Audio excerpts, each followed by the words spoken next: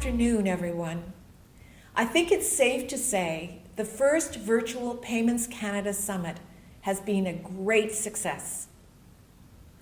I want to thank all of our speakers for their outstanding contributions, our sponsors for their support and dedication in this unpredictable year, and the incredibly talented team that seems to be able to put on a stellar event no matter the conditions. Thank you all. Now, as we near the end of the 2021 summit, we are also nearing the end of my time with Payments Canada. What an incredible 5 days and what a remarkable 6 years it's been. My first conference as Payments Canada Board Chair was in 2016. It was the Payments Panorama at the time. We were in Calgary and there were about 500 people in the room, which we thought was a pretty big deal. We were launching the new Payments Canada brand at the conference. By then, the legislation governing Payments Canada had changed, and the organization had broadened the interpretation of its mandate, established a new governance structure, and recruited a new board of directors to take on a very ambitious agenda. The new name, look, and feel was just a signal to the marketplace of the major transformation ahead. As I stood there on that stage, looking out over the crowd, I remember thinking, I wonder if we're really going to catch fire here. We certainly did. 5 years later, and we have tripled the size of Payments Canada, filling it with deep talent and payments subject matter expertise. We have united as an industry, establishing a common vision, roadmap, and target state for payments in Canada. We have enhanced the batch payment system and application, and we are gearing up to launch Canada's new high-value payment system later this year. And we have helped to grow this industry in relevancy, rank, and prominence. The size of this conference is a testament to that.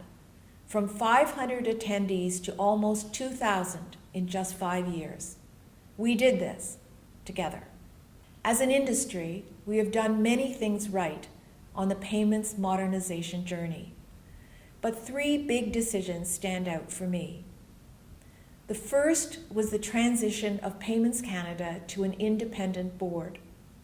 Blending institutional and non-aligned people in the governance of the organization was a wise and prudent choice by legislators. As we walked into those board meetings, it meant that everyone took off whatever hat they wore into the room, leaving their personal objectives behind, and we all put on our Canada hats. The result was a productive dialogue, healthy debate, and most importantly, a true commitment to making the best decisions for Canadians. One of those decisions was to build the right solution for this country. Everyone thought our program was too ambitious, but we had learned from many other jurisdictions what worked and what didn't. We said from the start we would be a fast follower and build the solution that was right for Canada. That included starting with the high-value payment system. I knew if we didn't do that first, it wouldn't get done. The third, but possibly most important decision that stands out to me was to build capacity and capability in-house at Payments Canada, to complement the deep expertise in clearing and settlement and recruit stellar talent to a noble purpose. We connected those people to their peers across the industry, bringing together the people working on modernization at all levels across all types of organizations to share in the common goal. Payments Canada employees, and now employees at organizations across the industry, know they are working for a higher purpose. They know the country deserves a better and more competitive system, and that is very motivating. Of course, the modernization journey hasn't always been easy. There have been humbling and important lessons along the way. Payments is a complex ecosystem with, on occasion, competing interests. We have always been able to move things forward on modernization, but there were times when navigating competing interests forced us to slow down.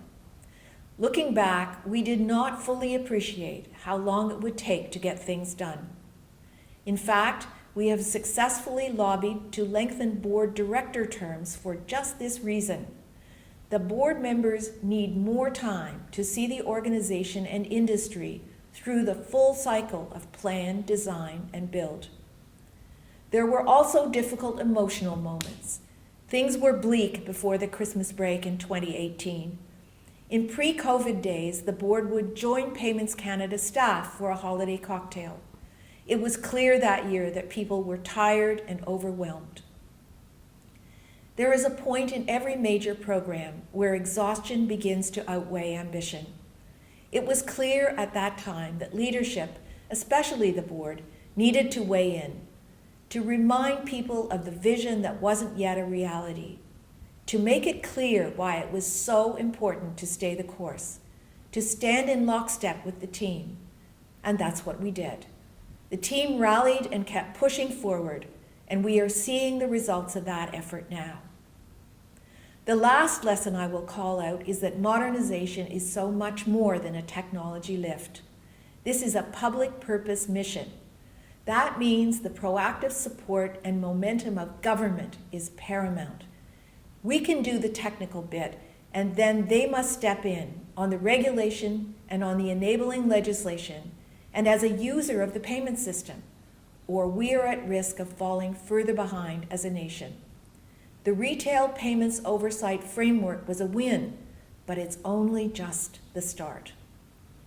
Now, since this is my last summit speech as board chair, I would like to take a few moments to dole out some advice. To the board, your job is to keep the ball moving forward.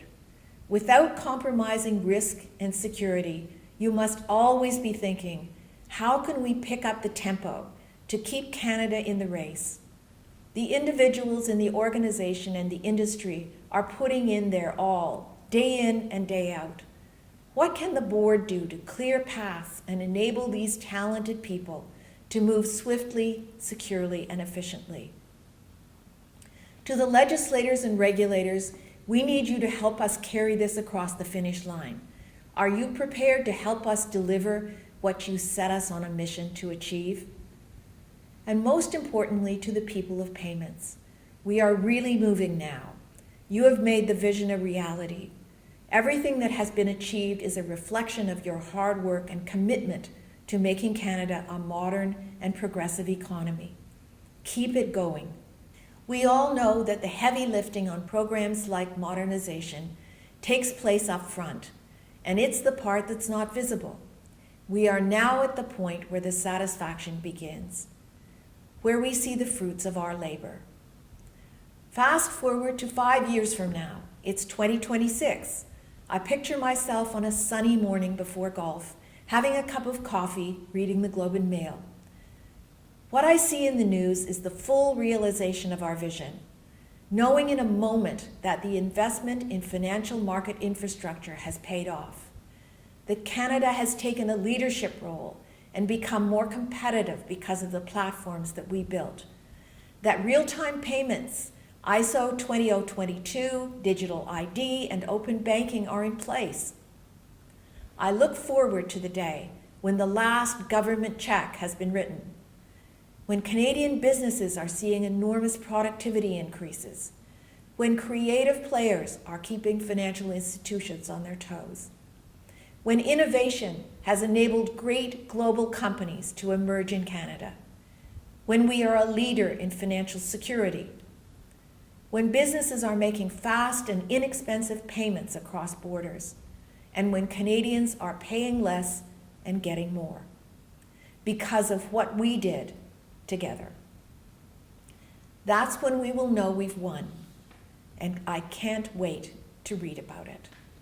Everyone, thank you. Thank you for all that you bring to the journey each day, and thank you for a profound 6 years.